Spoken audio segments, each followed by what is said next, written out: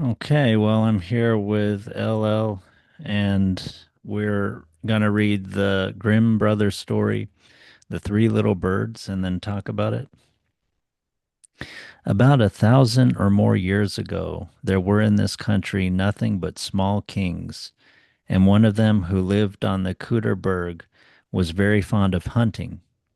Once on a time when he went riding forth from his castle with his huntsmen, three girls were watching their cows upon the mountain, and when they saw the king with all his followers, the eldest girl pointed to him and called to the other two girls, "If I do not get that one, I will have none." Then the second girl answered from the other side of the hill and pointed to the one who was on the king's right hand. "Hello, hello, if I do not get him, I will have no one." These, however, were the two ministers. The king heard all this, and when he had come back from the chase, he caused the three girls to be brought to him, and asked them what they had said on the mountain. This they would not tell him, so the king asked the eldest if she really would take him for her husband. Then she said yes, and the two ministers married the two sisters, for they were all three fair and beautiful of face, especially the queen, who had hair like flax. But the two sisters had no children, and once, when the king was obliged to go from home, he invited them to come to the queen in order to cheer her, for she was about to bear child. She had a little boy who brought a bright red star into the world with him. Then the two sisters said to each other that they would throw the beautiful boy into the water. When they had thrown him in, I believe it was into the Weser, a little bird flew up into the air, which sang, "To thy death art thou sped, until God's word be said. In the white lily bloom, brave boy, is thy tomb." When the two heard that, they were frightened to death and ran away in great haste. When the king came home, they told him that the queen had been delivered of a dog. Then the king said, "What God does is well done." But a fisherman who dwelt near the water fished the little boy out again while she was still alive, and as his wife had no children, they reared him. When a year had gone by, the king again went away, and the queen had another little boy, whom the false sisters likewise took and threw into the water. Then up flew a little bird again and sang, "To thy death art thou sped, until God's word be said. In the white lily bloom, brave boy, is thy tomb." And when the king came back, they told him that the queen had once more given birth to a dog, and he again said, "What God does is well done." The fisherman, however, fished this one also out of the water and reared him.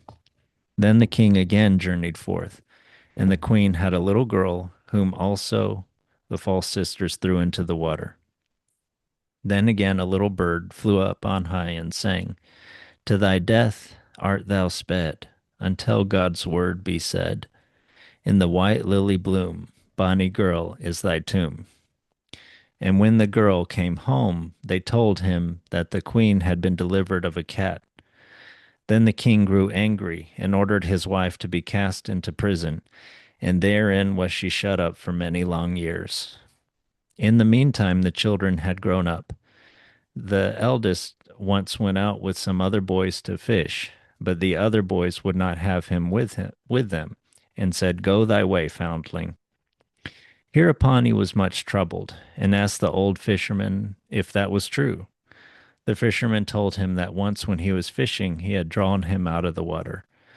So the boy said he would go forth and seek his father. The fisherman, however, entreated him to stay, but he would not let himself be hindered, and at last the fisherman consented. Then the boy went on his way and walked for many days, and at last he came to a great piece of water by the side of which stood an old woman fishing. "Good day, mother," said the little boy. "Many thanks," said she. "Thou wilt fish long enough before thou catchest anything, and thou wilt seek long enough before thou findest thy father. How wilt thou get over the water?" said the woman. "God knows." Then the old woman took him up on her back and carried him through it, and he sought for a long time, but could not find his father.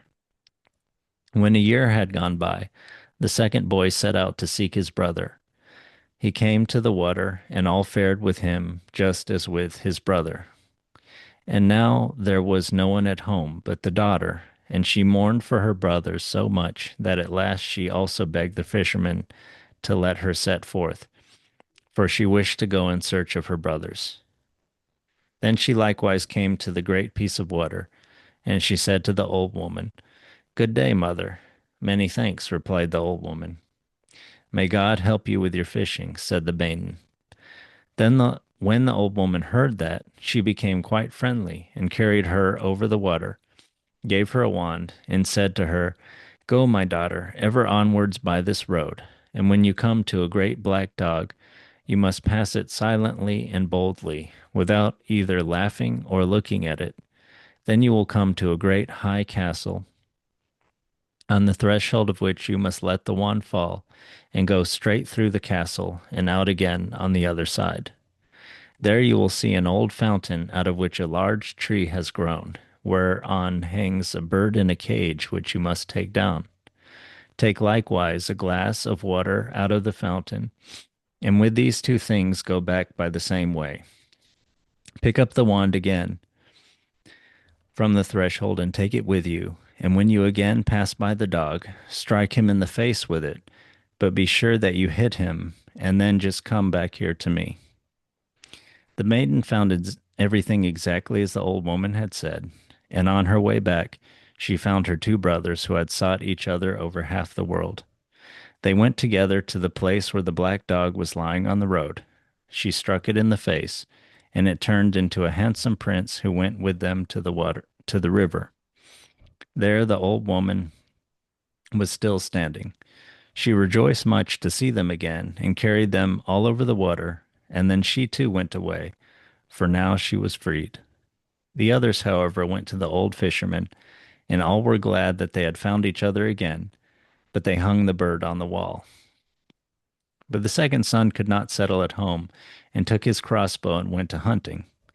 When he was tired, he took his flute and made music. The king was hunting too, and heard that and went thither.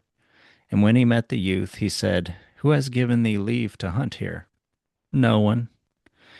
"To whom dost thou belong then?" "I am the fisherman's son." "But he has no children."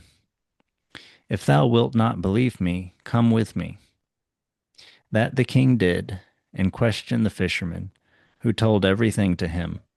And the little bird on the wall began to sing, "The mother sits alone there in the prison small. O king of royal blood, these are thy children all. The sisters twain so false, they wrought the children woe, there in the waters deep, where the fishermen come and go." Then they were all terrified, and the king took the bird, the fisherman, and the three children with him back to the castle, and ordered the prison to be opened, and brought his wife out again. She, however, had grown quite ill and weak. Then the daughter gave her some of the water of the fountain to drink, and she became strong and healthy. But the two false sisters were burnt, and the daughter married the prince.